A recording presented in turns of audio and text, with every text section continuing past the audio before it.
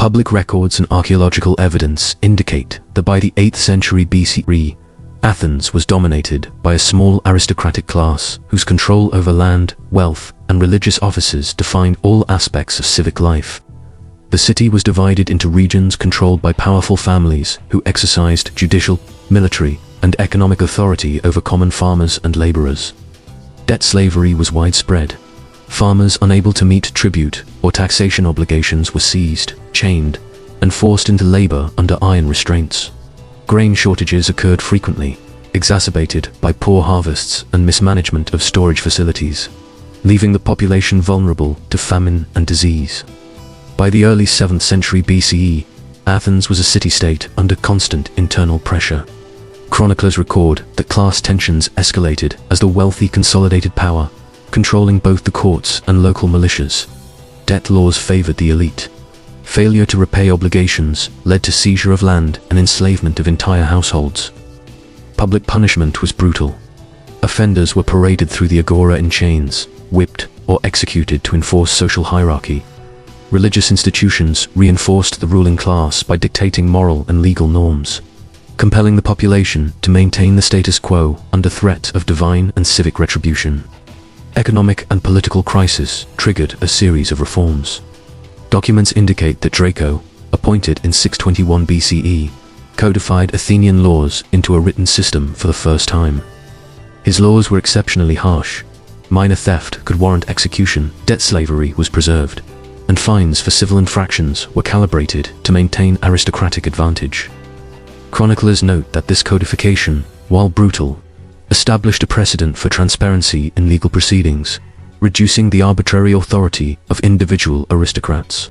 Yet, the system remained rigid, heavily favoring property owners and preserving systemic inequality. By 594 BCE, Solon was appointed archon with the authority to reform Athens' fractured social and economic systems. Archaeological and textual evidence indicates that Solon abolished debt slavery, allowing freed citizens to reclaim their property. He implemented the timocracy, a system linking political participation to wealth rather than birth alone, and created the Council of 400 to oversee legislation. Economic reforms included standardizing weights and measures and regulating coinage, which stabilized trade and urban markets. Social reforms, however, were incomplete. Women, slaves, and metics were excluded from all political processes, and economic disparities persisted among male citizens. Military obligations and social control remained interlinked. Solon's reforms required citizens to provide military service proportional to their wealth, reinforcing class distinctions while simultaneously binding the population to state survival. Chroniclers record that magistrates were assigned to monitor compliance and punish infractions, ensuring the continuity of both legal and military structures. The combination of legal codification, limited economic relief, and militarized oversight created conditions for the emergence of more participatory governance while maintaining elite dominance. Small-scale conflicts with neighboring city-states, documented in fragmentary inscriptions, forced Athens to expand its naval capacity, further integrating citizens into public life through shipbuilding, rower conscription, and harbor labor. These economic and military pressures increased the bargaining power of lower-class citizens, who could leverage their labor and service to secure political concessions. Yet, the aristocratic class retains significant control over taxation, land distribution, and religious authority, preventing full democratization. By the early 6th century BCE, chroniclers indicate that rising tensions between the aristocracy and the common population culminated in the rise of tyrants, most notably Pisistratus in 561 BCE. Tyranny, enforced through mercenary armies and fortified compounds, suppressed dissent while instituting public works projects to placate the lower classes. Urban infrastructure, temples, roads, and waterworks was developed under coercive labor systems, which, while improving city functionality, reinforced social hierarchies and maintained elite political control. Tyranny acted as a stabilizing force in a city fractured by debt, famine, and class tensions. The combination of legal reforms, economic restructuring, military obligations, and tyrannical enforcement created the conditions for the first experiments with broad citizen participation. Although still limited, These changes set the stage for the institutionalization of assembly-based governance, the council system, and codified jury service, which would later evolve into the classical Athenian democracy. Every incremental policy, military levy, legal codification, and social adjustment contributed to the eventual shift of power from aristocratic families to citizen assemblies, even as inequality and exclusion persisted. By the late 6th century BCE, the death of Pisistratus and his sons left a power vacuum in Athens. The aristocratic factions attempted to reassert dominance, but chroniclers record that widespread dissatisfaction among the common citizenry, fueled by decades of debt, military service, and exclusion from meaningful decision-making, prevented any single family from regaining control. The city was fragmented. District magistrates maintained local authority, while overarching control was contested by competing councils of wealthy elites. Civil unrest, small-scale riots, and property disputes became commonplace, with frequent arrests and public floggings enforcing social order. Cleisthenes, appointed archon in 508 BCE, implemented sweeping reforms that historians agree laid the foundation for classical Athenian democracy. Archaeological evidence indicates that he reorganized the population into 10 tribes, based on residence rather than hereditary lineage, breaking the power of entrenched aristocratic families. This reorganization allowed for more equitable representation in the Bull of 500, a council responsible for setting the agenda for the assembly. Voting rights were extended to male citizens over the age of 18, though women, slaves, and metics remained excluded. Chroniclers note that these structural adjustments were designed not only to increase participation, but to dilute the influence of concentrated wealth and familial networks. Documents indicate that Cleisthenes introduced ostracism, a legal mechanism allowing the assembly to exile citizens deemed a threat to state stability. This process enforced political compliance through social and legal pressure, preventing the rise of potential tyrants while maintaining citizen oversight. Records suggest that ostracism, although infrequent, created a system of deterrence, enabling lower-class citizens to challenge elite overreach indirectly. Concurrently, the assembly ecclesia became the ultimate decision-making body, convening regularly to debate laws, approve budgets, and sanction military campaigns. Military service remained tightly bound to civic participation. Archaeological evidence from naval installations indicates that rowers, predominantly lower-class citizens, were conscripted to man the triremes. Payment for service was instituted to allow economically disadvantaged citizens to participate without jeopardizing subsistence. Chroniclers note that this system reinforced both loyalty and accountability. Citizens were granted a voice in civic life in exchange for their labor and risk in defense of the polis.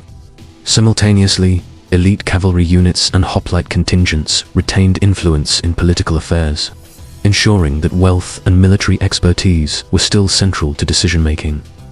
Economic pressures continued to shape political structures. Land distribution, taxation, and public revenue collection were closely monitored by the council. Documents indicate that frequent crop failures and reliance on imported grain heightened the need for fiscal oversight, forcing assemblies to debate policies that balanced public welfare against aristocratic profit. Chroniclers emphasize that social unrest persisted, debt disputes, property encroachments, and guild conflicts regularly erupted, and magistrates were tasked with violent enforcement measures, including fines, imprisonment, and forced labor to maintain compliance. Religious authority intertwined with governance. Temples, priesthoods, and festivals were funded by the city, but oversight remained in the hands of the bull and aristocratic appointees. Archaeological evidence suggests that religious officers were often used as political tools, granting influence and patronage to families aligned with ruling factions. Civic rituals reinforced hierarchical norms, even as the assembly provided a platform for broader participation, ensuring that religion and politics functioned as mutually reinforcing mechanisms of control. The Persian Wars, 499 to 449 BCE, profoundly affected Athens' political evolution. Chroniclers record that the threat from Persia accelerated the inclusion of lower-class citizens in strategic decision-making. As manpower and naval resources became critical for survival, the victories at Marathon, Salamis, and Plataea, documented in inscriptions and contemporaneous accounts, empowered the assembly and expanded citizen confidence in governance. The payment of jurors, rowers, and soldiers during this period exemplifies the integration of economic incentives into political participation, consolidating democracy as both a practical and ideological system. Despite the apparent expansion of citizen power, structural inequality persisted. Land remained concentrated among wealthy families. Judicial offices were dominated by elite magistrates, and exclusion of women and slaves was absolute. Chroniclers note that internal factionalism, bribery, and the manipulation of public assemblies were ongoing challenges. Cleisthenes' reforms had created a framework for participation, but the practical operation of governance depended on constant enforcement, surveillance, and the threat of punishment. By the mid-5th century BCE, Athens had established a functioning democracy characterized by a broad, male-only electorate, regular assembly meetings, a council for legislative preparation, jury courts staffed by citizens, payment for public service, and mechanisms such as ostracism to control political volatility.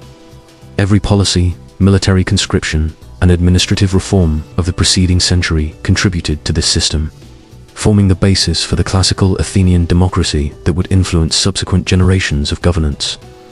By the early 5th century BCE, Athens' democratic institutions had matured into a complex system that integrated military, economic, and legal structures under citizen oversight. The ecclesia met regularly on the Nix, with hundreds of male citizens debating, voting, and enacting policy.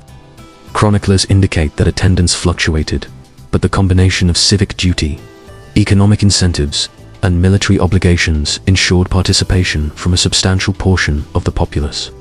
Jury courts, staffed by thousands of randomly selected citizens, exercised authority over civil and criminal cases, creating an unprecedented level of legal oversight while reinforcing the assembly's supremacy. The rapid expansion of Athenian naval power required systemic organization. Trireme construction and maintenance became a state-controlled enterprise, documented in shipyard inscriptions and tribute lists from allied city-states within the Delian League. Citizens serving as rowers or marines received payment, but chroniclers note that conscription and enforced labor ensured compliance. Naval strength gave Athens dominance over Aegean trade routes, generating wealth that financed public works, festivals, and military campaigns. The control of maritime commerce created new tensions. City-states within the League frequently resisted tribute collection, provoking debates in the assembly and occasionally violent suppression enforced by Athenian generals. Economic management remained central to democratic function. Taxation on trade, property, and imported goods funded military campaigns, public festivals, and civic projects.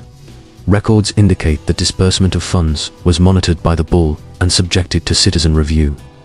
Grain shortages, however, continued to generate unrest, particularly among lower-class populations dependent on imported supplies. Chroniclers document riots in the agora, sometimes violently suppressed by magistrates or armed units, reflecting the constant balance between citizen empowerment and enforcement of civic order. Social and political pressures intensified with the outbreak of the Peloponnesian War in 431 BCE. Athens' democracy faced internal strain as prolonged conflict demanded unprecedented mobilization of manpower and resources. Census and military records show that citizens were required to maintain readiness for service while contributing financially to the war effort. Jury courts adjudicated disputes related to draft evasion, property requisition, and wartime profiteering. Chroniclers emphasize that corruption, favoritism, and bribery occasionally undermined institutional integrity, with influential families manipulating legal outcomes to retain advantage. Foreign policy decisions exposed further vulnerabilities. The assembly debated the use of the Delian League treasury, the enforcement of tribute payments, and strategic military campaigns. Each decision carried immediate consequences for citizen survival, urban security, and fiscal stability. Documents indicate that improper management led to occasional famine, overextension of military resources, and outbreaks of disease among conscripted soldiers and civilians. Military failure or mismanagement was punished harshly. Generals and magistrates could be tried, fined, or executed for negligence, reinforcing accountability but creating fear among political elites. Religious institutions continued to intersect with political control. Temples, priesthoods, and sacred festivals were state-funded, and magistrates oversaw adherence to ritual obligations. Evidence from inscriptions suggests that control of religious appointments provided leverage in political disputes, reinforcing factional hierarchies even within a system designed for broad citizen participation. This duality, formal democratic participation paired with persistent elite influence, remained a defining characteristic of Athens' governance throughout its classical period. The functioning of democracy was further complicated by cultural and social stratification. Citizens of metic or slave status remained excluded from political, judicial, or military decision-making, yet their labor underpinned the city's economy and military logistics. Chroniclers record that revolts among enslaved populations or discontented laborers were suppressed violently, illustrating the limitations of Athenian equality. Wealthy citizens continued to dominate the highest offices, with influence maintained through patronage, religious authority, and economic leverage. Despite these limitations, Athens' political system achieved unprecedented civic integration. The combination of assembly deliberation, jury oversight, economic accountability, and military participation created a governance model that combined citizen involvement with systemic enforcement. Minor administrative adjustments, fiscal decisions, and legal codifications over decades cumulatively produced a structure capable of enduring crises and exerting influence across the Greek world. The city-state's dominance in trade, naval power, and cultural production reinforced its authority, while internal mechanisms attempted to balance class pressures and maintain order.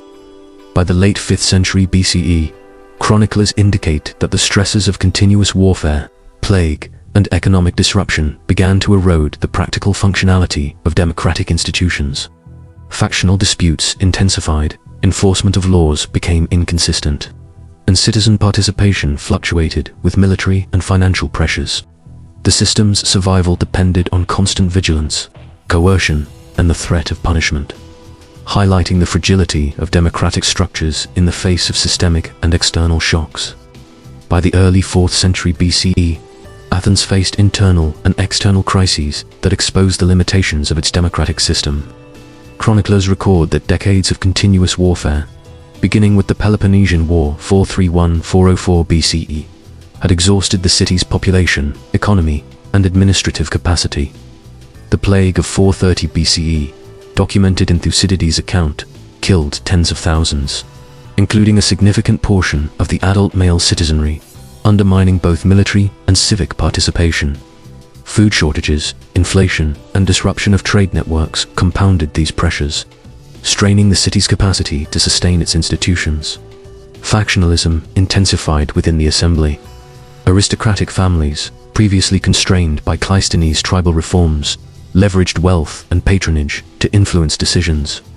Documents indicate repeated instances of bribery, procedural manipulation, and the formation of political coalitions designed to dominate votes. Jury courts faced irregular attendance, and enforcement of law fluctuated according to factional strength rather than legal principle. Citizens were frequently conscripted or financially taxed to support military campaigns, creating resentment and sporadic civil unrest, often suppressed violently by magistrates or mercenary forces. The oligarchic coups of 411 BCE and 404 BCE demonstrated the fragility of Athenian democracy. Historical accounts show that factions allied with Sparta temporarily suspended citizen assemblies, imposed councils of wealthy elites, and executed political opponents. These interruptions were met with counterinsurgencies by remaining democratic forces, often violent and indiscriminate.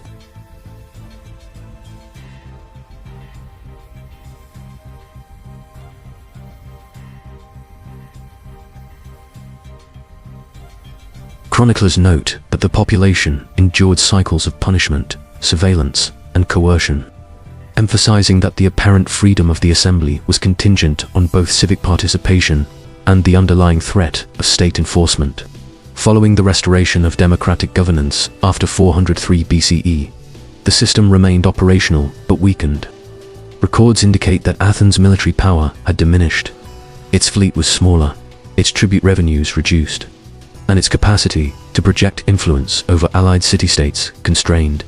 Economic instability persisted, with grain shortages and disrupted trade undermining urban stability. Political participation continued among male citizens, but factional influence and elite manipulation persisted, demonstrating that systemic inequalities endured even within formal democratic structures. Cultural and legal frameworks continued to shape governance. Inscriptions show that jury payments, assembly procedures, and council rotations persisted, yet enforcement relied heavily on coercive authority. Women, slaves, and non-citizens remained entirely excluded from governance. Religious offices and festivals continued to be leveraged as instruments of political control, reinforcing hierarchical norms. The city's architectural and economic infrastructure, temples, fortifications, ports remained functional but reflected the combination of civic ambition and systemic pressure required to sustain public institutions under constant strain. The decline of Athens' democracy was further accelerated by Macedonian expansion. By 338 BCE, Philip II's conquest of Greece effectively ended the practical sovereignty of the city-state. Historical records indicate that Athens retained nominal civic assemblies but lacked the capacity to enforce decisions independently.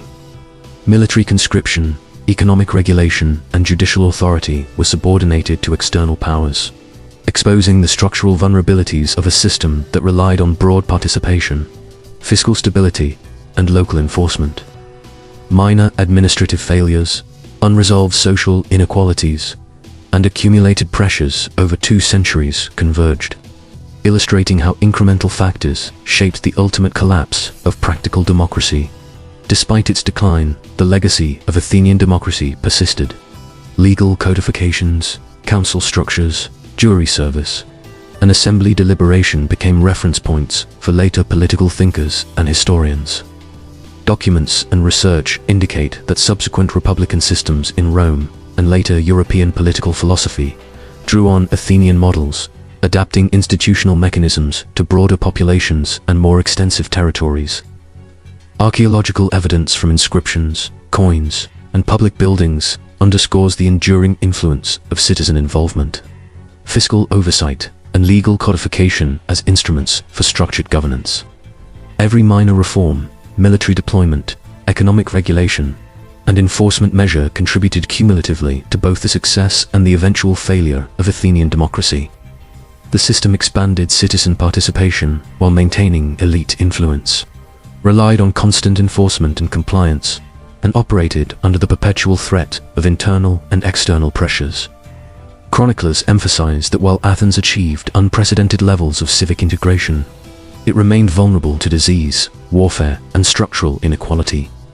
Returning to the context of the city in its later years, Athens was a polity battered by plague, war, and fiscal exhaustion, yet still attempting to preserve the mechanisms of citizen governance established over 2 centuries.